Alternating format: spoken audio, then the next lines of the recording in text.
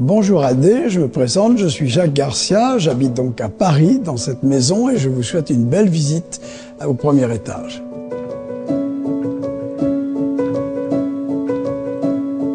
Et vous êtes ici dans un hôtel particulier qui est construit au XVIIe siècle et que je viens donc de réhabiliter pour en faire mon habitation. Et j'ai voulu évoquer dans toute cette maison un peu un mélange des styles, ce que représente le grand genre français, c'est-à-dire un peu l'anti-minimalisme, avec des œuvres qui partent du XVIe siècle pour finir en art contemporain. Dans ce grand salon que vous voyez, vous avez beaucoup de choses un peu exceptionnelles, entre autres ces deux grands tableaux qui datent du XVIe siècle et qui représentent les princes de Médicis, dont Michel-Ange en a fait les sculptures qui se trouvent au tombeau des Médicis à Florence.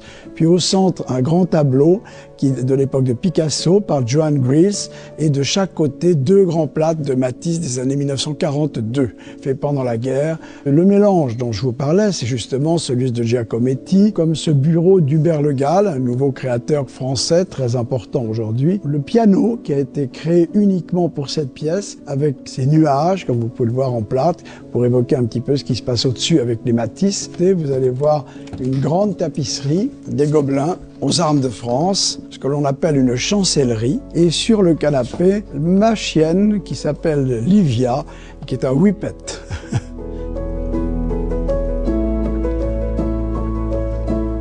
Alors on va rentrer maintenant dans la seconde pièce du grand appartement, la bibliothèque, avec à nouveau une grande tapisserie, une chancellerie du XVIIe siècle. Elle représente la tente de Darius, c'est-à-dire le moment où Alexandre vient rendre visite à Darius, avec en dessous donc un grand canapé de mes créations, du mobilier du XVIIIe siècle, mélangé avec beaucoup d'objets ethniques, des objets extrêmement contemporains qui ont en gros entre 2000 et 4000 ans. Cette tête que l'on voit là, qui date de l'époque de Jérusalem, 4000 avant Jésus-Christ, ou cette sculpture Maya qu'on voit là-bas, qui a à peu près 2000 ans, ou ces grandes sculptures en terre cuite que l'on voit là-haut, qui sont phéniciennes et qui ont à peu près 3000 ans.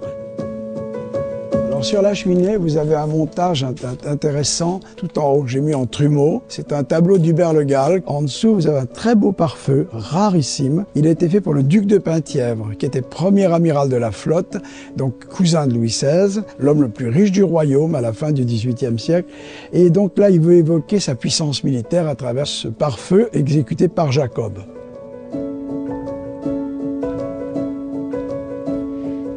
Cette salle à manger, elle est intéressante parce qu'elle a son décor d'origine, elle n'a jamais bougé depuis le XVIIIe siècle. Les boiseries sont classées monuments historiques. Vous y voyez au centre une table qui est une de mes créations, donc ça c'est moi qui l'ai faite, en bronze. Et puis sur les murs, vous verrez deux très beaux tableaux d'Hubert Robert qui sont eux aussi classés monuments historiques dans la pièce. Donc au fond de cette perspective, vous voyez un grand tableau contemporain qui est de John Armleder, et c'est un tableau qu'il m'a offert. C'est un transfert de personnalité, c'est-à-dire que son travail était fait sur le transfert. Il prenait quelqu'un de connu dans la création, et c'est lui qui créait l'œuvre de Armleder.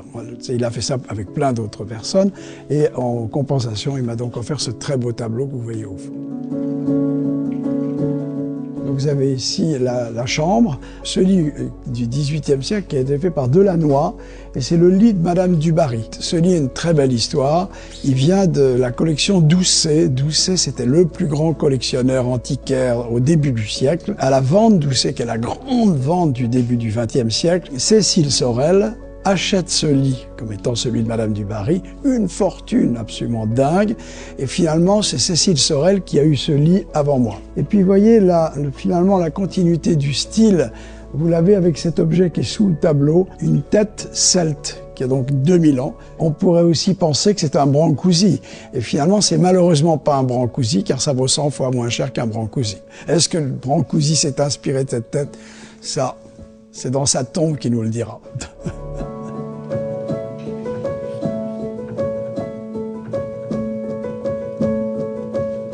Eh bien, merci Adé d'être venu visiter cet appartement.